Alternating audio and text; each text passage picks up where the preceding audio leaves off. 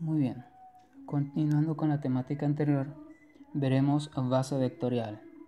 ¿Qué es una base vectorial? Pues en este caso que estamos trabajando en R2, pues va a ser un par de vectores, ambos diferentes de cero y no paralelos, a los que le llamaremos base vectorial. En R2 usualmente usamos la base vectorial I y J.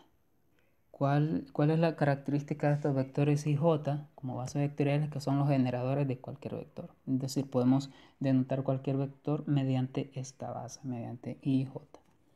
En R2, pues, como estamos trabajando en el plano cartesiano, todo vector que vaya en la dirección X positiva lo tomaríamos como I, y en la dirección Y positiva sería J. Si fuese en el lado contrario de X sería menos I y hacia abajo sería menos J.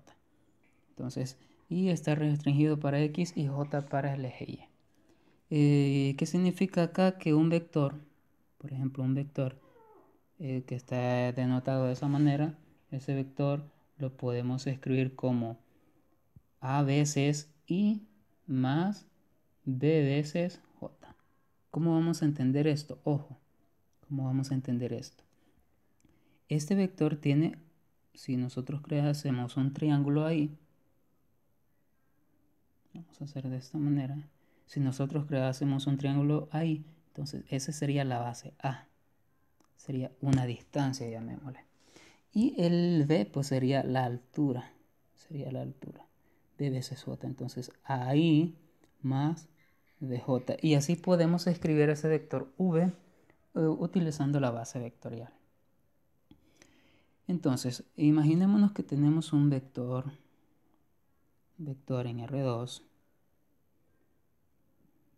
obviamente con eje X y eje Y. Y tenemos, supongamos que está en 3,2 la cabeza del vector y en 0, 0 la cola del vector. Imaginémonos que tenemos ese vector. Lo vamos a denotar de otro color. Imaginémonos que tenemos ese vector, llamémosle vector U. Entonces ese vector U mediante la base vectorial I para el eje X y J para el eje Y lo podemos denotar mediante ellos. Es decir, el vector U va a ser igual a veces I, habíamos dicho, pero en este caso la base de ese triángulo que podemos crear ahí sería 3 veces, ¿en qué dirección? En la dirección I. Más, ¿cuántas veces en la dirección J? Sería 2 veces. Entonces sería 2 veces en la dirección J. Es decir, el vector U, que tiene como punto de inicio 0, 0 y punto final 3,2, lo podemos denotar como 3i más 2j. Es decir, la ij se está convirtiendo como en base generadora de ese vector. Y esta es la base vectorial. ¿Cuándo le vamos a llamar base ortogonal? Cuando le vamos a llamar base ortogonal, una base ortogonal cuando I y J son ortogonales, como en el caso anterior. O sea, están ambos vectores forman un ángulo de 90 grados. Como en nuestro caso, I está en el eje X y J en el eje Y, ambos vectores forman un ángulo de 90 grados, es lógico. ¿Cuándo le vamos a llamar una base ortonormal?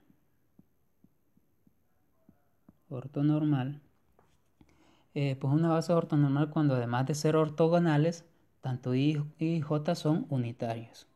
Unas que miden 90 grados, I y J, o sea que son ortogonales, pero además I y J son unitarios. ¿Qué significa que sean unitarios? Es que su magnitud es 1, o sea, su longitud es 1. Y la longitud obviamente la sacamos con la teorema de Pitágoras.